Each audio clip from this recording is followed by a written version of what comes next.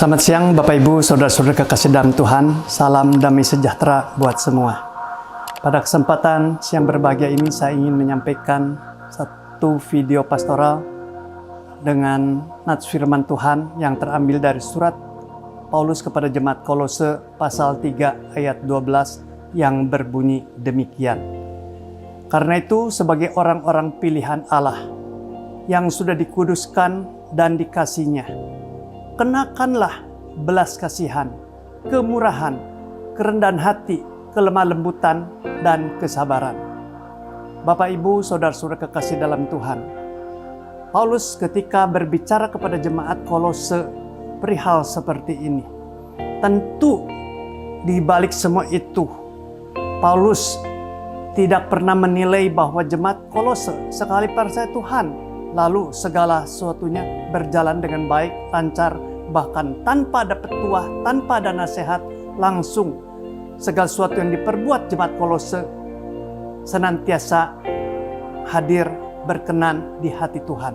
Tentu Paulus tidak menganggap jemaat Kolose seperti itu adanya, melainkan tuh Rasul Paulus begitu menekankan di dalam pasal 3 ayat 5 dan seterusnya berkata, matikanlah kehidupan keduniawianmu, kedaginganmu, karena di sana tempo dulu ada percabulan, kenajisan, hawa nafsu, nafsu jahat, dan keserakahan. Yang tidak lain tidak bukan adalah suatu penyembahan berhala. Paulus ingin hal-hal seperti itu dimatikan. Dan kata Paulus, hei jemaat Kolose, buanglah marah, geram, omongan kotor, orang-orang yang mengfitnah, buang itu semua. Dan tetaplah hadir sebagai orang-orang yang ada di dalam terang. Matikan yang lama, hiduplah sebagai orang yang lahir baru. Di sini Paulus mengajak kepada jemaat Kolose, yaitu supaya mereka tahu dan sadar statusnya saat ini seperti apa. Statusnya saat ini sebagai orang yang sudah dipilih Tuhan, sebagai orang yang sudah dikuduskan Tuhan dan dikasihani. Ini adalah satu status yang amat sangat istimewa, satu status yang tidak bisa kita peroleh tanpa Tuhan terlebih dahulu beranugerah. Bagaimana kita tempo dulu menjadi orang-orang yang jahat, yang senantiasa perbuatannya mendatangkan suatu murka Allah. Namun sekarang kita sudah dipilihnya dan dikuduskannya. Kita yang dulu berdosa sekarang disucikan, malah dikasihi oleh Tuhan. Sungguh suatu hak istimewa, suatu keadaan anugerah yang besar, yang limpah untuk kita terima. Ini hendaklah menjadi suatu pengetahuan, satu yang perlu orang-orang jemaat Kolose taruh simpan di dalam hati sebaik-baiknya.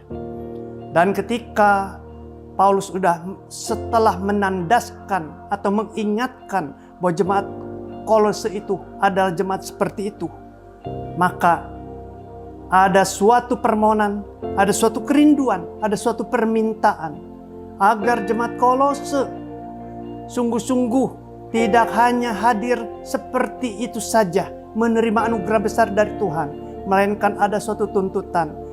Karena itu kata Paulus kepada jemaat Kolose, kenakanlah belas kasihan, kemurahan, kerendahan hati, kelemah lembutan, dan panjang sabar. Adakah suatu tuntutan-tuntutan yang seperti ini yang dipintakan kepada jemaat Kolose? Lalu jemaat Kolose merasa, waduh ini tuntutan terlalu berat, ini terlalu berlebih-lebihan, ini terlalu membuat kami ambruk tak mampu untuk mengerjakannya. Saya rasa tidak. Kita sudah dimenangkan dan kita sudah dapat anugerah, dan Tuhan tidak meninggalkan kita. Kita akan bersama-sama dengan Tuhan untuk mengerjakan bagian yang harus kita perbuat dan kerjakan, yaitu belas kasihan dan seterusnya. untuk bisa kita contohkan dan perlihatkan. Orang-orang di dunia sana menilai kita seperti apa, melihat kita seperti apa.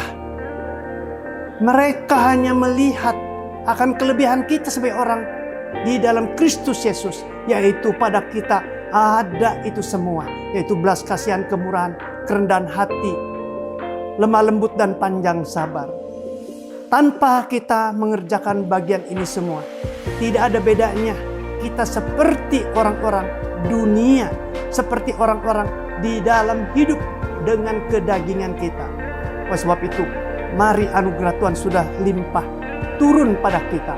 Tuhan akan menemani kita dan memakai kita.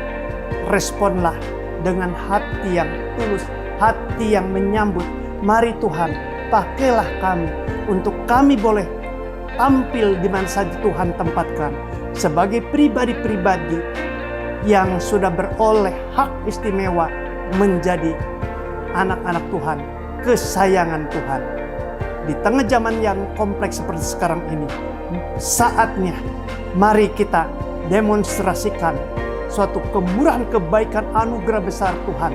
Segala perilaku-perilaku yang benar di mata Tuhan. Sebagai manusia yang baru, sebagai manusia yang lahir baru, tampilkanlah, demonstrasikanlah ke khalayak ramai, sehingga kita boleh menjadi saluran berkat buat banyak orang. Tuhan memberkati kita semua.